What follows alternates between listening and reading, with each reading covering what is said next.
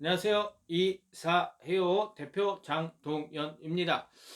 제가 이번에 영상은 조금 늦게 올렸어요. 왜 그러냐면 한 일주일 정도 이번엔 영상을 뭘 올릴까 고민하는데 도저히 아이디어가 생각이 안 나더라고요. 그런데 오늘 계약 한 건을 하면서 오늘 영상의 주제를 정했습니다. 그게 뭐냐면 2월, 3월 달에 원룸이사, 장거리로 하시는 분들, 용다리사, 장거리로 하시는 분들이 알아두셔야 되는 사항들에 대해서 제가 설명을 드릴게요. 자, 오늘 저랑 계약하신 고객님께서는 내년 1월 30일에 이사를 하세요. 지금이 10월 한 16일 되죠? 그러니까 두 달, 세 달, 거의 세 달 전에 예약을 하시는 거예요. 근데 이 고객님이 왜 그렇게 일찍 예약을 하시게 됐는지 그 이유를 제가 살펴보고 말씀드릴게요. 첫 번째는 부산에서 살고 계시다가 서울에 있는 대학에 입학을 하셔서 장거리 이사를 오신 거예요. 그때는 부모님이 주가 돼서 이사를 하셨는데 그때 예약을 좀 늦게 하시면서 여러 가지 결과적으로 힘든 사항이 생기셨었어요. 그래서 그 처음에 이사한 집, 뭐 학교 바로 앞에 집을 못 구해서 조금 떨어진 곳에서 집을 구해서 사시다가 그 다음에 2년 거주하고 조금 더 학교에서 가까운 쪽으로 이사 올 때는 본인이 주가 돼서 직접 용달 사장님들을 컨택해서 계약을 해서 두 번째 이사를 하셨어요. 근데 그때는 더 안 좋았어요. 얘기를 들어보니까 침대가 파손이 됐고 다른 물품들도 약간 흠집이 생기고 뭐 테이프 붙였다 띈 자국 같은 것도 많이 남고 결과적으로 아주 안 좋아졌대요. 이게 왜 그러냐면 요즘 젊은 분들이 가장 따지는 게 뭐냐면 물론 경기가 어렵긴 해요. 가성비, 가성비 이런 거를 많이 따지세요. 그래서 내가 요 정도의 투자를 했을 때 요 정도의 결과가 나오면 뭔가 내가 굉장히 잘하는 것 같은 희열을 느끼잖아요. 그리고 그게 좀 더 기분도 좋고 그래서 우리 고객님과 젊은 분들이 가장 따지는 게 뭐냐면 가성비. 근데 이사 업체에서 가성비 있으면 많은 분들이 이사 업체 선택이 쉽고 많은 분들이 이사 업체를 잘 선택해서 희열을 느끼셨겠죠. 근데 가성비가 좋은 이사 업체 찾는 거는 저도 힘듭니다. 우리 고객님들 그런 가성비의 개념은 내려놓으시는 게 좋아요.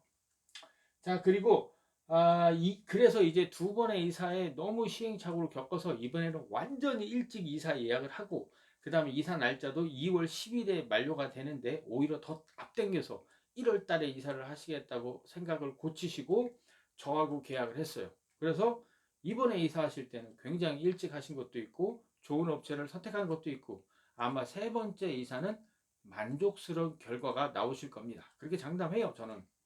자, 그런데 우리 고객님들이 알고 계셔야 되는 게 있어요. 2월, 3월에는 정말로 집약적으로 이사를 많이 합니다. 그 시기에는. 그래서 우리 고객님들이 예약을 일찍 하셔야 돼요. 그리고 하나 더 아셔야 되는 사항은 제가 이전 영상에서 장거리 이사에 대해서 설명을 드린 게 있어요. 자, 우리 동네, 우리 이삿짐 센터 사무실에 5대의 차량이 있습니다. 1호차, 2호차, 3호차, 4호차, 5호차. 5대가 있어요. 자, 장거리 이사를 간대요. 몇 번째 차가 간다고 그랬죠? 그죠? 일 제일 못하는 5번째 차가 가요. 장거리는. 이게 왜 그러냐면 1, 2, 3, 4호차 다 지방에 갔다 오기 싫죠. 그렇기 때문에 제일 일 못하는 5번, 5번째 차량이 가게 돼 있어요. 5번째 팀이 가게 돼 있어요. 그래도 용달은 어떻게 진행을 하냐면 그 견적을 상의하신 사장님이 대부분 직접 가시잖아요. 자기가 직접 견적 보고 자기가 직접 일하잖아요. 그리고 자기가 아는 어떤 사장님하고 팀을 꾸려서 한 팀으로 가서 일을 하게 되잖아요. 그래서 그런 면에서는 좀 좋아요.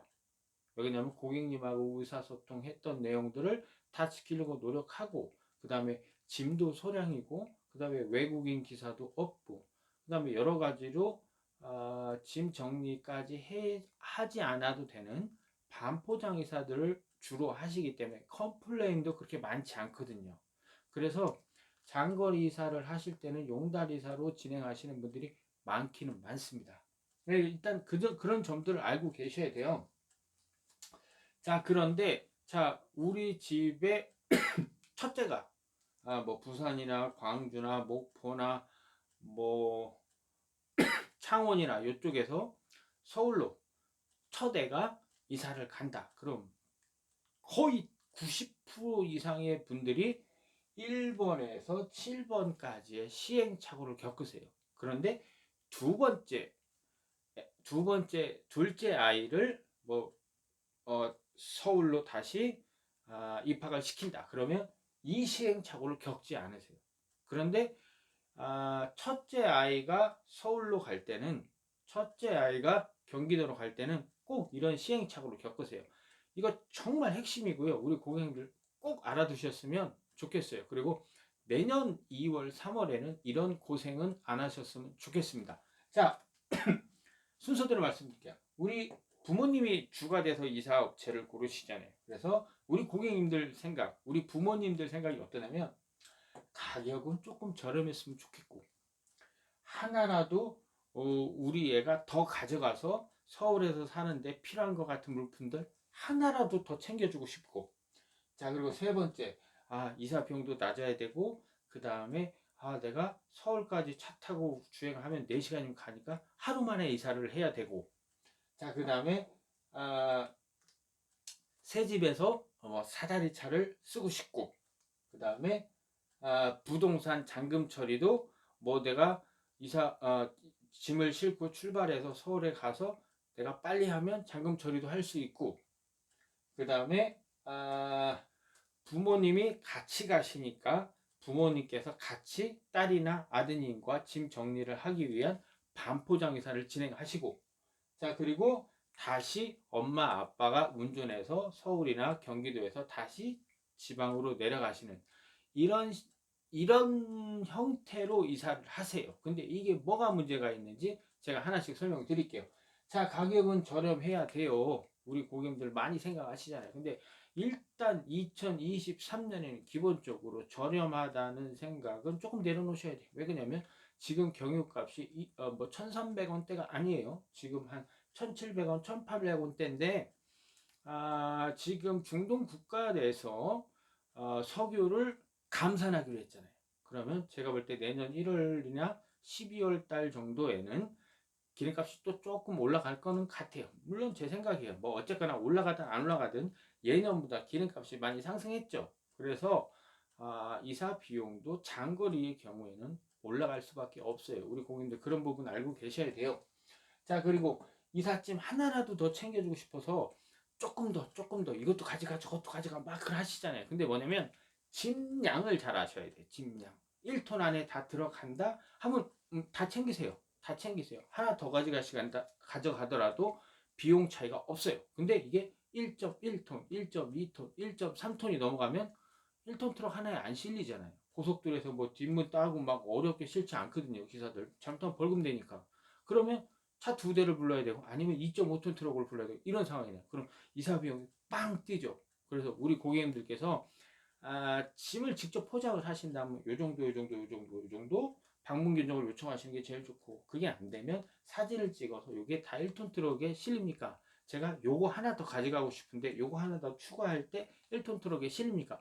확인을 하고 짐을 더 가져갈 건지 안 가져갈 건지 정하시는 게 좋아요. 자, 10만원짜리 물품을 가져감으로 해서 이사 비용이 30만원, 40만원이 올라갈 수 있거든요. 그래서 우리 고객님들 그 부분은 꼭 확인하고 기사님과 협의해서 톤수에 딱 맞춰서 가시는 게 좋습니다. 자, 그리고 뭐냐면 세 번째, 하루에 이사를 하기를 원하시는 분들이 거의 대부분이세요. 왜 그러냐면 부산에서 서울 올라오는데 4시간이면 가. 광주나 목포에서 서울 올라오는데 4시간이면 가. 이렇게 생각하시는 분들이 있거든요. 근데 중간에 한번 쉬어야 되고. 자, 그게 금, 토, 일. 차 엄청 많이 막힙니다. 고속도로. 그리고 또 퇴근 시간에 걸리면 차 엄청나게 걸려요. 많이 밀려요. 그렇게 되면 4시간에 절대 못 옵니다. 물론 평일 시간에 차 안 막히는 시간에 이동을 하시게 된다면 물론 4시간에 주파를 할 수도 있어요. 그리고 중간에 한번 쉰다고 해도 4시간 반에 올라오실 수는 있어요. 그러나 그런 상황이 아닐 때는 주말, 금, 토, 일, 그 다음에 퇴근 시간이 걸린다면 상당히 그 시간은, 주행 시간은 늘어나게 돼요. 자, 그리고 그래서 이제 새 집에 늦게 도착하게 되죠. 그래서 어떤 분은 경우에는 뭐 부산이나 목포나 이런 데서 늦게 출발해서 서울에 도착했는데 막 저녁 9시가 됐어요. 근데 저녁 9시에 사다리차 대고 하면서 사다리차로 이삿짐을 올릴 수 있을까요? 힘들죠. 그렇다고 주민들이 이동 시간이 있는 저녁 9시에 엘리베이터로 물건을 올릴 수 있을까요? 그것도 어렵죠. 그 아파트에 사는 그 입주민들이 컴플레인을 하면 그것도 어렵죠. 그렇기 때문에 우리 고객님들이 새 집에 입주하는 첫날부터 난처한 입장에 처하시게 돼요. 그래서 그렇게 하시는 게 아주 안 좋아요. 되도록 제가 답은 나중에 말씀드리는데 그렇게 진행하지 않으셨으면 좋겠어요. 자, 그리고 늦은 시간. 그러니까 서울에 늦게 왔어요. 경기도에 늦게 도착을 했어요. 그리고 뭐 이삿짐 센터하고 막 얘기를 해서 용달업체 얘기해서 뭐 짐을 올리네 만에 집 비번을 받아야 저걸 할 수 있잖아요. 이삿짐을 넣을 수 있잖아요. 근데 집 비번을 받으려면 부동산 잔금을 다 처리해야 되냐. 근데 저녁 6시, 7시에 도착해서 부동산 잔금 처리가 막 그렇게 원활하게 이루어지지 않거든요. 그럼 또 막 이사업체도 한참 대기해야 되고 여러 사람이 힘들어져요. 이런 상황을 해결하기 위한 답은 제가 뒤에 말씀드리는데 이런 시행착오는 겪지 않으시는 게 좋습니다. 자, 그리고 계약을 해야 되기 때문에 부모님께서 이제 어차피 부모님이 주가 돼야 되니까 부모님이 계약을 하셔야 돼. 간 김에 내가 이삿짐도 정리해 주겠다 이렇게 해서 반포장 이사로 진행을 하세요. 뭐 괜찮습니다. 하지만 반포장 이사도 반포장 이사 나름이에요. 이 부분 뒤에서 설명드릴게요. 자, 그리고 일단 엄마든 아빠든 아니면 부모님이 두 분이 같이 가시든 아주 힘든 스케줄이 돼요. 자, 생각해 보세요. 내가 운전을 해서 서울로 갔어요. 그리고 막 저녁 늦게 막 어떻게 저떻게 해가지고 시행착오를 겪어서 늦게 이삿짐으로 올렸어요. 근데 그날 정리할 수 있냐? 시간이 너무 늦었는데 밑에 집한테 미안하고 옆집한테 미안하죠. 그죠? 그럼 대충 하고 그냥 자세요. 그죠? 그리고 그 다음날 이삿짐 정리하고 뭐하고 다 끝낸 다음에 이제 집으로 다시 운전해서 내려가셔야 되는데 집 근처에 가시면 또 퇴근 시간이 돼요. 그럼 굉장히 또 운전을 오래 하셔야 되죠. 그렇게 되면 어떻게 돼요? 두 분 중에 한 분은 한 3일은 알아 누우세요. 이게 아주 비효율적인 장거리 원룸이사, 아주 비효율적인 장거리 용달이사예요. 그래서 제가 지금부터 그런 시행착오를 겪지 않을 수 있는 방법을 설명드릴게요. 자, 장거리 원룸이사 용달이사는 1박 2일로 하시는 게 좋아요. 옛날 그 무슨 예능 프로그램 있잖아요. 1박 2일 그러잖아요. 마찬가지로 1박 2일로 이사를 하시는 게 굉장히 좋아요. 자, 어떻게 하시는 거냐면 전날 오후든 전날 저녁이든 우리 집에서 이삿짐을 차량에 다 적재를 해놔요. 그리고 서울이나 경기도 어디에서 오후 12시에 만나는 거로 시간 약속을 하세요. 그럼 뭐 기사님은 용달 기사님은 알아서 올라가시고 우리 고객님들은 뭐 아침 6시나 뭐 그때쯤 차 안 밀릴 때 그때 서울로 출발하셔서 서울에 도착하시면 되고 도착하셔서 부동산 업무할 때 아니에요. 그죠? 일상 낮 시간이니까 업무 부동산 잔금 처리 굉장히 용이하잖아요. 그죠? 잔금 처리 딱 원하는 시간에 딱 하고 부동산 거 몇 시에 만나게 약속한 그 시간에 맞춰서 딱 잔금을 드리고 그리고 비번 받고 딱 받으면 어떻게 돼요? 용달 기사님이 딱 오시죠. 그럼 사다리 불러서 짐 올리면 아주 원활하고 매끄럽게 어떤 변수가 생기더라도 시간적 여유가 있어서 해결이 다 가능한 그런 상황이 되거든요. 우리 고객님들 꼭 그렇게 하셨으면 좋겠습니다. 자, 그리고 물론 자 보세요. 그러면 스케줄 이제 우리 부모님이 운전하시는 스케줄 볼게요. 자, 아침 6시에 새벽 6시에 운전해서 서울에 올라와서 자, 이삿짐 다 올렸어요. 저녁이네요. 그래도 뭐 6시 정도밖에 안 됐어요. 그러면 짐 정리 다 할 수 있죠. 그쵸? 다 했어요. 그러면 그날 저녁에 내려가시기는 조금 부담스러울 수 있어요. 야간 운전이고 그 다음에 또 운전을 장시간 해야 되기 때문에 그럼 뭐 호텔 같은 데서 하룻밤 묵으시고 그리고 내려가셔도 되고 아니면 뭐 따님 집이 다 정리가 됐으면 아드님 집이 다 정리가 됐으면 뭐 같이 하룻밤 정도는 주무셔도 될 것 같기도 하고 뭐 어쨌든 그렇게 해서 안전하게 다음날 뭐 호텔에서 하룻밤 주무시고 다음날 아침에 뭐 한 9시나 이렇게 다시 운전해서 내려가실 수 있다면 굉장히 우리 고객님들 컨디션에 좋죠. 3일 동안 알아놓을 이유가 없죠. 어떻게 이사를 할 때 1박 2일로 이사를 하시고 서울에서 경기도에서 만나는 시간, 용달 기사님 만나는 시간 정하고 부동산 잔금 처리 시간 정하고 그에 맞춰서 스케줄을 돌리게 되면 3일 동안 알아놓으실 필요 없습니다. 자, 오늘 말씀드린 내용 정말로 이대로 시행착오를 겪으시는 분이 매년 50%는 되세요. 꼭 알아두시고 도움되셨으면 좋겠습니다. 감사합니다.